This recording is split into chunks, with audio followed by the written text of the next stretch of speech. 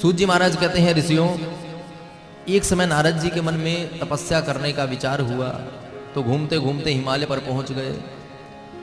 हिमालय पर जब नारद जी महाराज पहुंचे तो वहां जाकर के समस्त विकार जो है वो शांत हो गए। काम, क्रोध, लोभ, मोह सब शांत हो गए और बड़ा ही चित्त को शांति प्राप्त हुई। और भजन यदि करना हो तो सबसे पहले शांति की आवश्यकता है। बाहर यदि डीजे बज रहा हो तो हम कथा थोड़ी कह पाएंगे। तो नारद जी महाराज जब हिमालय के उस पर्वत पर पहुंचे तो उनको बड़ी शांति मिली और स्वतः ही भजन करने का मन करने लगा। नारद जी महाराज ने समाधि लगा करके जब बैठे तो अनेक काल बीत गए।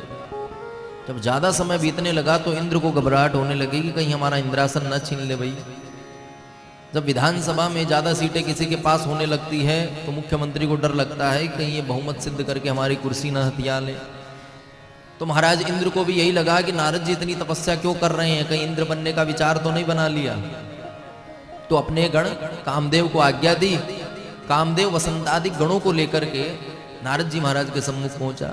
नारद जी महाराज तपस्या में लीन थे। कामदेव ने अनेकों प्रयास किए, अपने पांचों बाण चला दिए, पर नारद जी की तपस्या भंग नहीं कर पाया। अब विचार करता है कि यदि मैं तपस्या भंग नहीं कर पाऊंगा तो मेरा पद जो है उसकी कोई गरिमा नहीं रह जाएगी। अरे किसी विषय का, किसी चीज का कोई व्यक्ति विशिष्ट हो और वो उस समय जब प्रैक्टिकल जब करना हो तब काम ना आए तो फिर उसकी हंसी हो जाएगी। तो क्या किया जाए, जा करके चरणों में गिर गया। जैसे ही चरणों में गिरा नारद जी महाराज की समाधि खुली। नारद जी ने देखा, अरे भाई कामदेव, आप यहाँ कैसे पधारे? बोले महाराज मैं आया तो आपकी तपस्या भंग करने था, पर आपने इतनी दिव्य तपस्या की कि आपको मैं प्रभावित नहीं कर पाया। नारद जी महाराज बोले, अच्छा तुम कब पधारे? बोले मैं तो महाराज कितनी देर से ताता था यह नृत्य कर रहा हूं, आप पे तो कोई फर्क पड़ा नहीं और आज आपने मुझे संपूर्ण रूप से जीत लिया।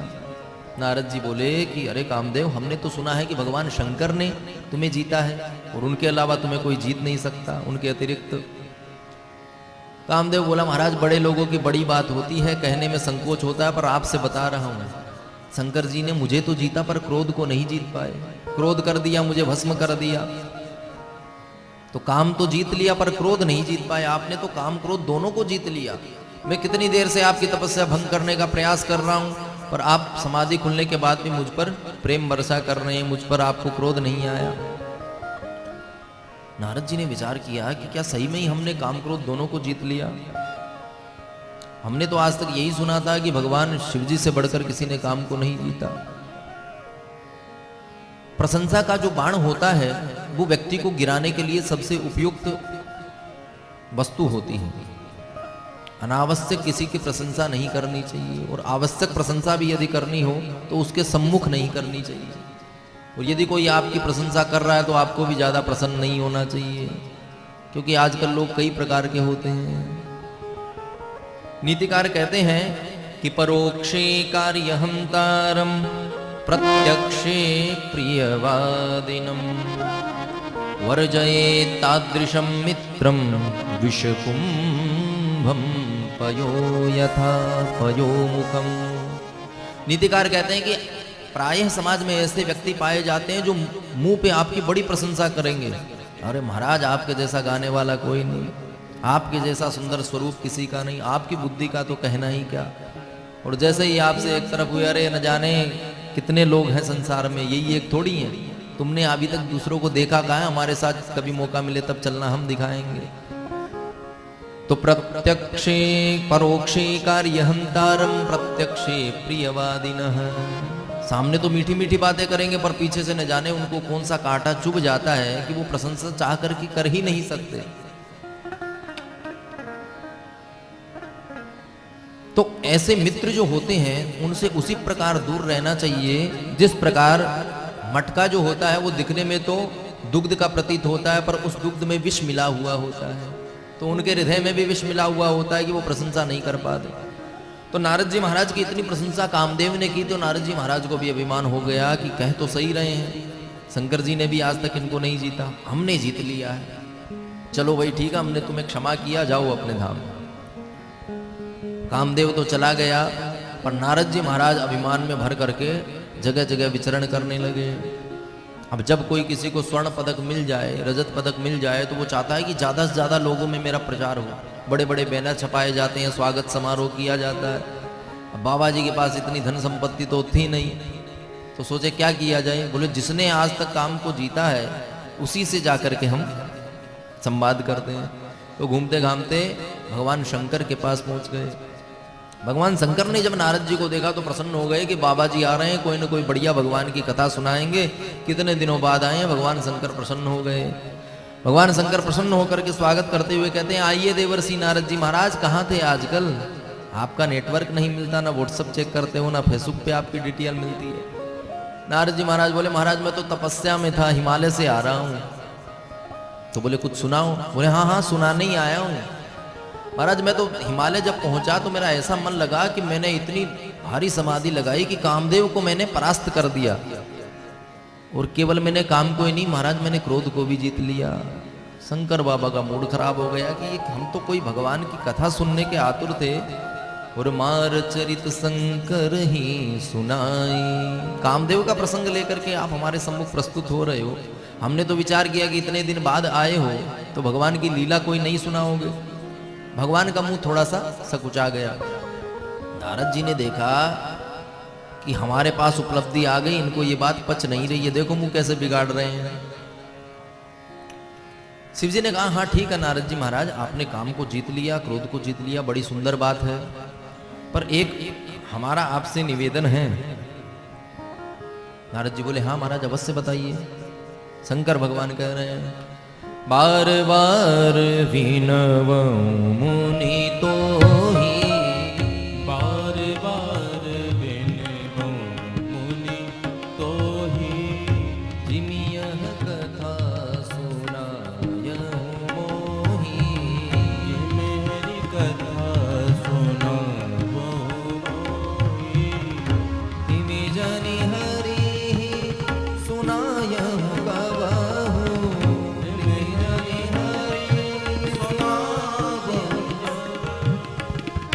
चले वो प्रसंग दूरायहु कबहु। चले प्रसंग कबहु। चले वो प्रसंग दूरायहु कबहु। चले प्रसंग कबहु। दूरायहु कबहु।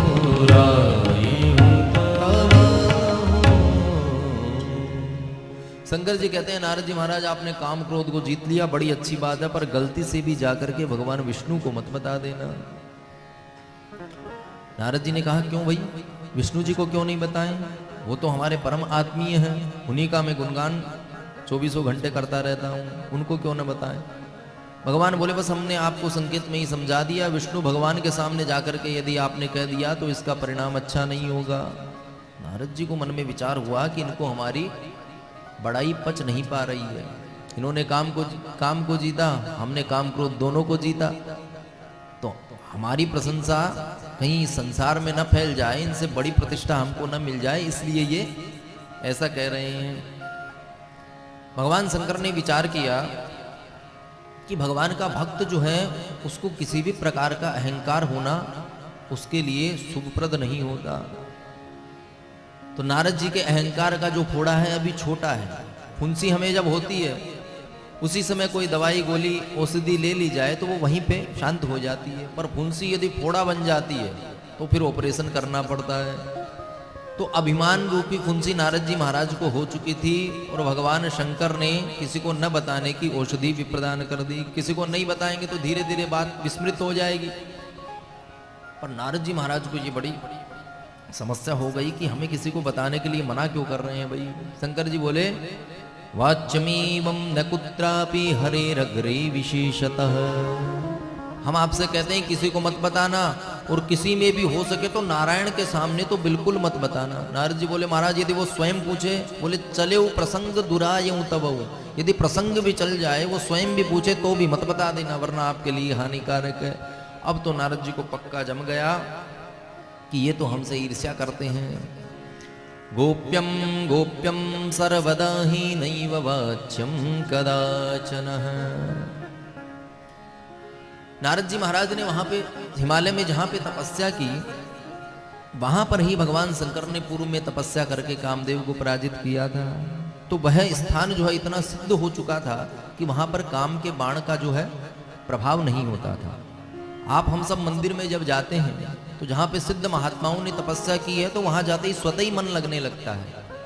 आप एक तो घर में बैठ करके माला करो, एक ठाकुर जी के मंदिर में बैठ करके माला करो, तो मन कहाँ ज्यादा लगता है?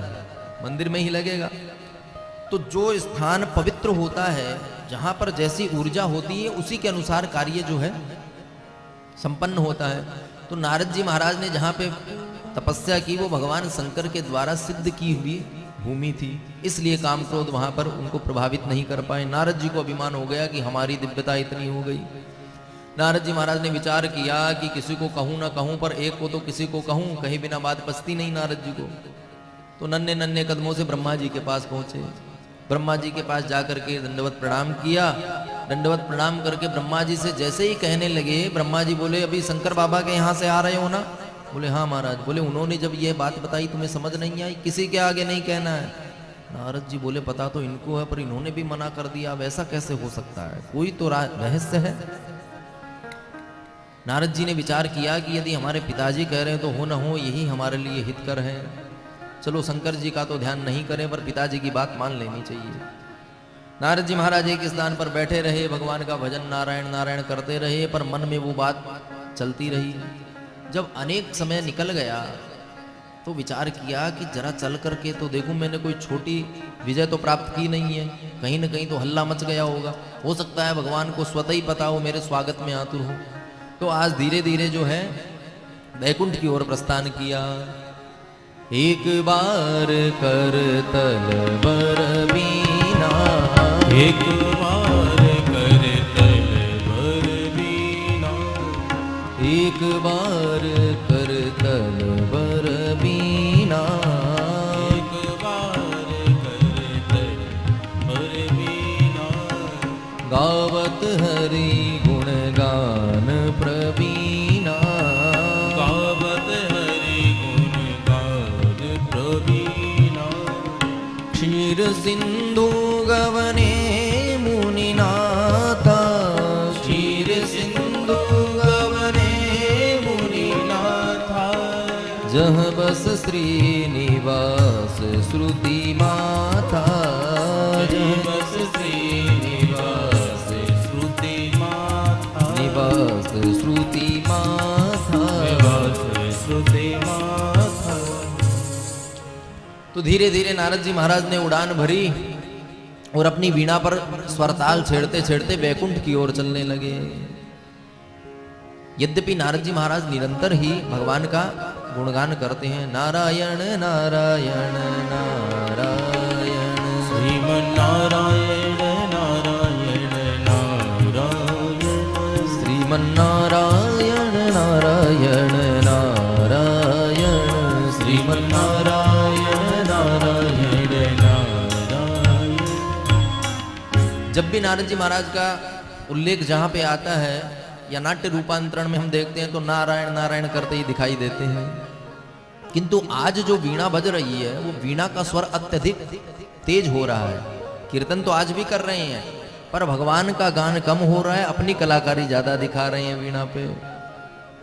भगवान ने जब दूर से दर्शन किया तो भगवान समझ गए, अभी भी असर नारद जी का महाराज का गया नहीं। तो क्षीर सिंधु जाकर के अर्थात वैकुंठ में जाकर के नारद जी महाराज ने जैसे ही प्रवेश किया कि भगवान विष्णु अपनी शेष सैया से खड़े होकर के दौड़ते हुए नारद जी महाराज का स्वागत करने के लिए पहुंचे।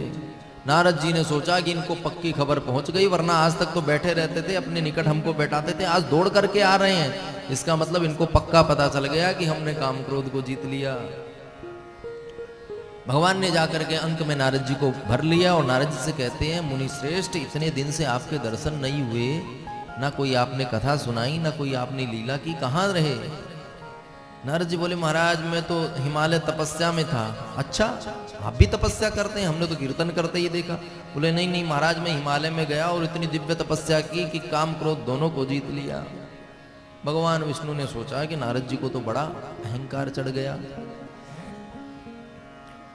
नारद जी ने जब अपनी सारी कथा भगवान विष्णु को सुनाई तो भगवान विष्णु ने विचार किया कि ये मेरा परम प्रिय भक्त है और इसको यदि कोई गलत रास्ते पे यदि अभिमान आ जाता है तो इसके लिए कल्याणकारी नहीं है, तो हो न हो मैं इसका अज्ञान दूर करूं।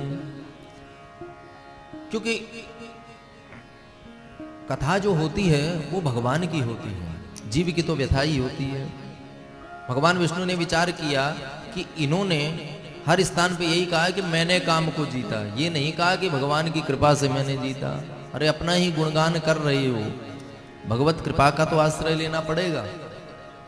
आप हम सब यहाँ बैठ करके कथा सुन रहे हैं, बढ़िया बल्ब जल रहा है, एलईडी चल रही है, बढ़िया प्रकाश हो रहा है।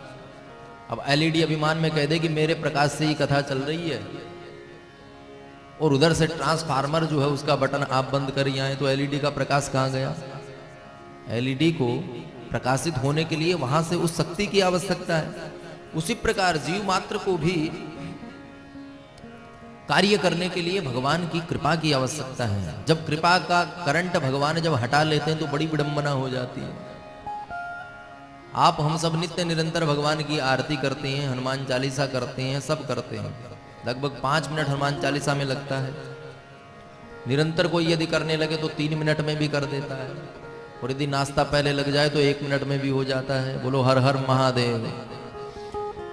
तो जिस प्रकार हम हनुमान चालीसा नित्य करते हैं, आरती नित्य करते हैं, पर कभी कभी ऐसी स्थिति हो जाती है कि जय हनुमान ज्ञान गुण सागर से आगे गाड़ी बढ़ ही नहीं पाती। आपने हजारों पाठ कर दिए, 108 भी कई बार एक आसन पर बैठ करके कर दिए, पर कभी कभी ऐसी स्थिति होती है कि आरती की पहली पंक्ति बोल दी, दूसरी पंक्ति याद ही नहीं है। अब क्या करें भाई, इधर उधर देख रहे हैं, जय हनुमान ज्ञान गुण सागर, जय हनुमान ज्ञान गुण सागर। तो उस समय क्या हुआ? आपने इतनी आवृत्ति, इतना आपने पारायण कर लिया, आपको याद होना चाहिए। आप हम सबको जब अभिमान हो जाता है कि मैं तो बिना पुस्तक देखे ही पाठ करता हूं, तब भगवान वो कृपा का करंट हटाते हैं। और जब आप हम सब भूल जाते हैं तब बुद्धि ठिकाने आती है, पुस्तक को खोलना पड़ता है। तो उसी प्रकार जीव को भी अभिमान हो जाता है तो भगवान उसके अभिमान का शरण करते हैं। एक बार अर्जुन ने भगवान से पूछा कि भगवान कैसे पता चले कि आपकी कृपा जीव से जुड़ी हुई है? तो भगवान श्री कृष्ण कहते हैं कि जब घाटे पे घाटा होना लगे तब समझ लो कि हमारी पूरी कृपा चल रही है। अर्जुन ने कहा महाराज घाटा यदि होगा तो व्यक्ति आपको क्यों पूजेगा? सब तो इसीलिए पूछते हैं कि लक्ष्मी जी आवे, बढ़िया व्यापार चले, पर यदि घाटा हो रहा है तो आपका क्या वैशिष्ट रहा? भगवान कहते हैं जीव को जब अभिमान हो जाता है अपने धन का, पद का, मद का, तब मैं धीरे धीरे उसको घाटे पे घाटा करता हूं। बोले महाराज ऐसे घाटा करोगे तो हार्ट अटैक नहीं आ जाएगा, अगला मर जाएगा? बोले ऐसे नहीं, धीरे धीरे, सनई सनई। तो धीरे धीरे जब घाटा करता हूं तो उसको अपने सगे संबंधी याद आने लगते हैं। उनके पास जाकर के कहता है भैया इस समय बहुत कंपनी हमारी घाटे में चल रही है, कुछ सहायता करो। तो जब आपके पास पद रहता है, प्रतिष्ठा रहती है, पैसा रहता है, तब तो अनेक व्यक्ति ऐसे मिलेंगे, कोई सेवा हो तो हमें बताना। पर जब पता चलता है कंपनी फेल होने वाली है तो सब किनारा करने लगते हैं। अरे आप तो थोड़े से लेट हो गए, अभी मैं एक दूसरे को उधार दे करके आया हूं, अभी 5 लाख रुपए भिजवाएं, आधे घंटे पहले आते तो आपको दे देता। ऐसे करके किनारा करने लगते हैं। तो जब सगे संबंधी भी उससे पीछा छुड़ा लेते हैं तो दर दर भटकता है। और जब धीरे धीरे धीरे धीरे सारा जिस वस्तु में अभिमान होता है, पैसे में अभिमान होता है तो पैसा खत्म करता हूँ, पद में अभिमान होता है तो पद से पदच्युत कर देता हूँ, बड़े बड़े वित्त मंत्री जो हैं उनको जेल भिजवा देता हूँ। तो जब अभिमान शून्य होकर के सारे संसार के रिश्ते जो भी नाते हैं सबसे मिल करके जब उसे सफलता नहीं मिलती, तब वो मरने के लिए तैयार हो जाता है कि सारे संसार में कुछ नहीं रखा, अब तो प्राण दे करके इस संसार से चले जाना है। तब उसे मेरी याद आती है और संत महात्माओं की शरण में जाकर के वो मेरा शरणापन्न हो जाता है, तब उसको मैं शुद्ध रूप से ग्रहण करता हूँ। तो उसी प्रकार भगवान ने भी विचार किया कि नारद जी जो हैं वो मेरे परम प्रिय शिष्य हैं और उनको यदि ऐसी कोई अहित होता है तो ये इनके लिए अभिष्ट नहीं होगा।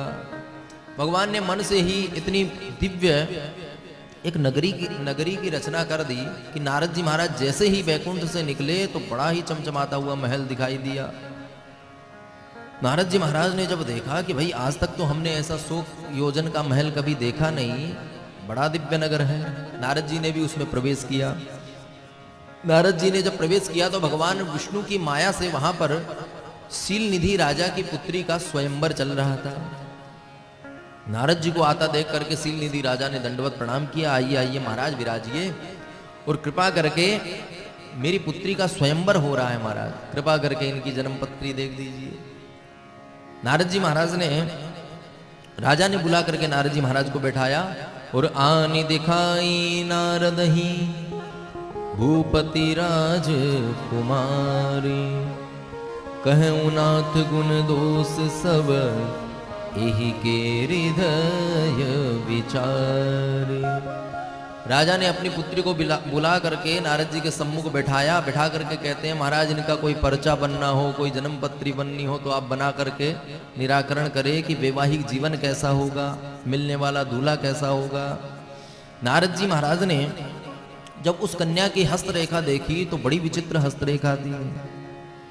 नारद जी महाराज ने जब हस्तरेखा देखी तो उसमें लिखा था कि इसका वर्ण जो करेगा वह अमर हो जाएगा, समस्त संपत्ति उसके जीवन में अक्षय रूप में विराजमान होगी, कभी भी लक्ष्मी की कमी रहेगी नहीं।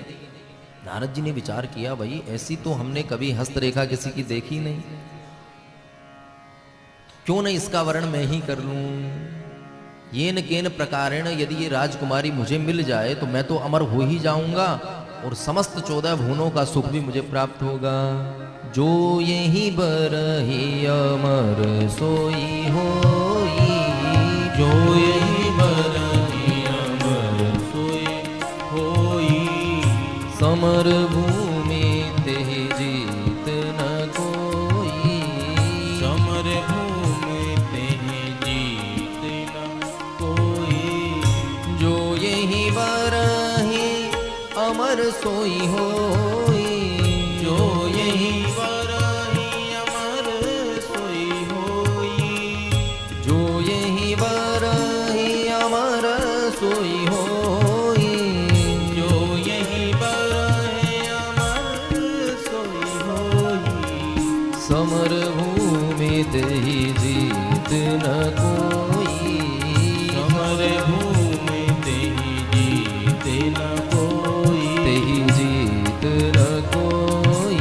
जीत न कोई। इस कन्या का जो वर्ण कर लेगा वो अमर तो हो ही जाएगा और उसको युद्ध में कोई नहीं हरा सकता।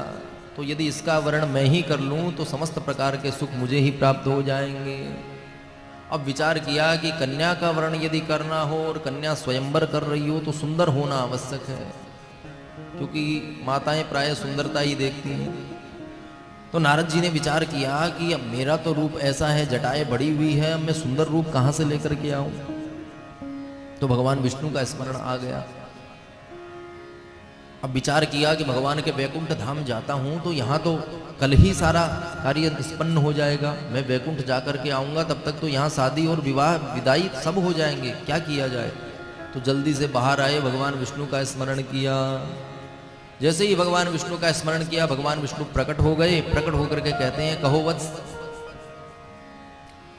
नारद जी कहते हैं महाराज अभी तो मेरे पास समय का अभाव है, आप कृपा करके मुझे जल्दी से जो है अपना रूप प्रदान कर दीजिए।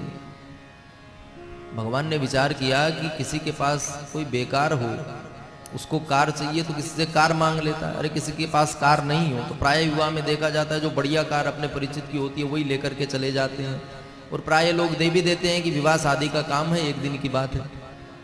तो प्राय जो विनिमय करने वाली वस्तु है वो तो प्रदान कर दी जा सकती है। अब कोई किसी से कहे कि महाराज आपका रूप हमें प्रदान कर दो तो वो संभव थोड़ी है। और नारद जी को यदि रूप प्रदान करते हैं तो वो काम क्रोध लोभ मोह का जो पारा है वो और चढ़ जाएगा, और स्थिति बिगड़ जाएगी, भक्ति तो छूटी रही है और ये सांसारिक मोह में पड़ जाएंगे। साधु का यदि पतन हो जाए ये भगवान को अभिष्ट नहीं है। नारद जी ने भगवती सरस्वती के वाणी पर सरस्वती जी के बैठने से नारद जी ने भगवान का हरि रूप मांगा, और हरि जो है वानर को भी कहते हैं। तो भगवान ने जो है वानर रूप ही नारद जी को प्रदान कर दिया। अब वानर रूप लेकर के नारद जी महाराज तन करके बढ़िया शेरवानी धारण करके और स्वयंवर में पहुंच गए। जाकर के 1 नंबर सीट पर नारद जी महाराज विराजे और बिल्कुल अकड़ करके बैठे। जैसे ही राजकुमारी ने प्रवेश किया, राजकुमारी ने चारों तरफ देखा, भाई पुरुष तो आए हैं पर पुरुष के साथ में कोई वानर भी आया है, ये कैसा कौतूहल है। खैर मुझे तो स्वयंवर करना है, मुझे जो पसंद होगा उसी का मैं वर्ण करूंगी। नारद जी महाराज को देख करके मंद मंद मुस्कुरा करके दूसरी पंक्ति में प्रवेश कर गई। नारद जी ने विचार किया कि हम इतने सुंदर हैं, पहली पंक्ति में ही आ जाते, इतना विलंब क्यों हो रहा है। देवी जी पहली पंक्ति में घूम घाम करके आई और दूसरी पंक्ति में जैसे ही नारद जी महाराज का नंबर आया तो देख करके फिर से आगे चली गई।